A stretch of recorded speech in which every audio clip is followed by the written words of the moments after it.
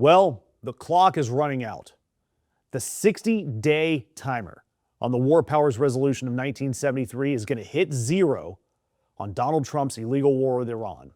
And on Saturday morning, May 2nd, every American military operation against Iran that continues without congressional authorization is, by the plain text of the federal law, illegal. It's not debatable. And let me back up for a second. If you're not familiar, the Constitution gives Congress the power to declare war. It's Article 1, Section 8. Same Constitution that gives you a Second Amendment. Same Constitution that everyone in MAGA loves to quote when they're trying to open carry their AR-15s to Cracker Barrel. The same Constitution. It's on page 1. Congress gets to declare wars. The president gets to execute them. That's the deal. But then Vietnam happened. Lyndon Johnson, Richard Nixon, they proved that you could just kind of run a war without Congress ever saying anything. So Congress passed the War Powers Resolution in 1973 against Nixon's veto. And the law says that the president can use military force without congressional authorization, but only for 60 days. After 60 days, Congress has to vote to authorize it, or the president has to bring the troops home. And if Congress doesn't vote, you've got an additional 30 days or so to wind it down, then it's over. Bring the boys home. So doing the math, Trump initiated the strikes March 3rd in Iran. He notified Congress within 48 hours, like the law requires, and he framed it as a defensive action, which is this loophole that people use to get around the Geneva Convention that every president has used. He never asked Congress for authorization. He hasn't sent up an appropriations bill. He's not asked for permission. He just keeps bombing and threatening on Truth Social. So 60 days from March 1st is May 1st. And the Trump administration has flat out told reporters that they have zero plans to ask Congress for authorization. J.D. Vance went on the record in January saying that the War Powers Resolution, even though it's the law of the land, is a fundamentally fake and unconstitutional law. And this is Vance, who took an oath to faithfully execute that very same document, the very same law, on tape and called it fake. And here's the thing. No one's actually ever enforced the War Powers Resolution. Not once in its 53-year history.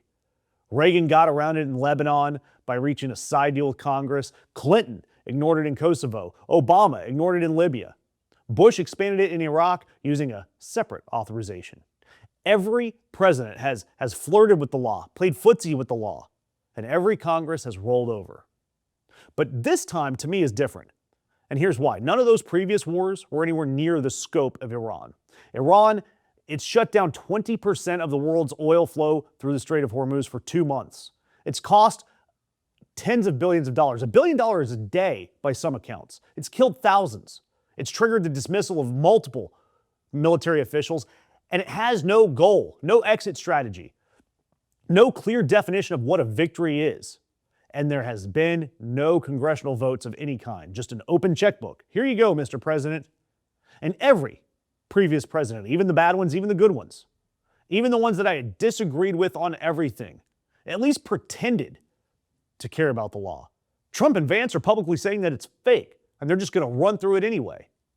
So May 1st, that's the day. And what Republicans should do is they should vote. They should look at the polling, which now has Trump at 36% approval and the Iran war deeply unpopular. We cover AI all the time and the dangers of it, but we all know that AI is no longer optional. And the people who know how to use it ethically and effectively are pulling ahead in income, efficiency, and opportunity, and that gap keeps widening. That is why our sponsor Outskill is hosting its 2-day live AI Mastermind training this coming Saturday and Sunday from 10 a.m. to 7 p.m. Eastern. And for the next 48 hours for you guys, it is free. Outskill is one of the first AI-focused education platforms, rated 4.9 out of 5 on Trustpilot. They've got more than 10 million professionals trained worldwide. And in their 16-hour live experience, you are going to learn exactly how to build AI agents that plan, write, and execute tasks for you, automating systems that run in the background and connect all of your tools like Sheets, Notion, your CRMs, and your email into streamlined, profitable systems ethically and effectively. You'll also learn how to actually monetize these skills. Instead of replacing jobs, you can earn more money.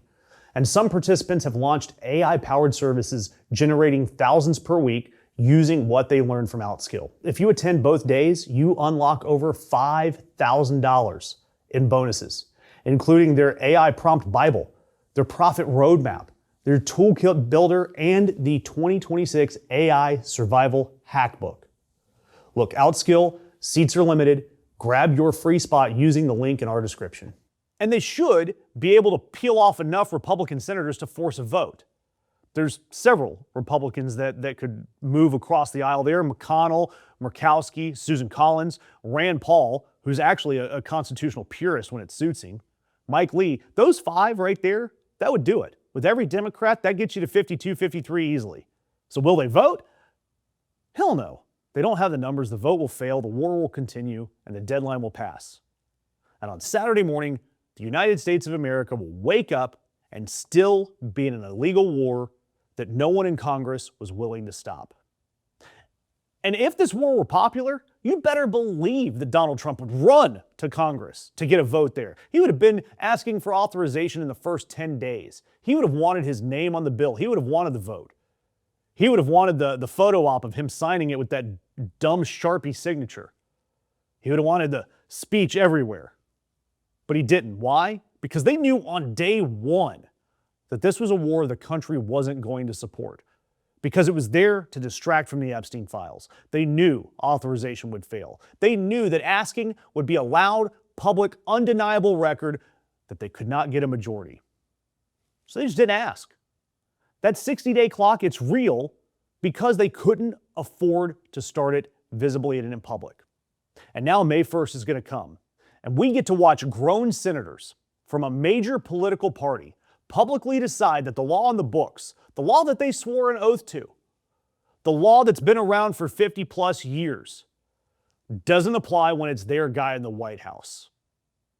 The U.S. Constitution, Article 1, page 1, paragraph 1, says that it's Congress that declares wars.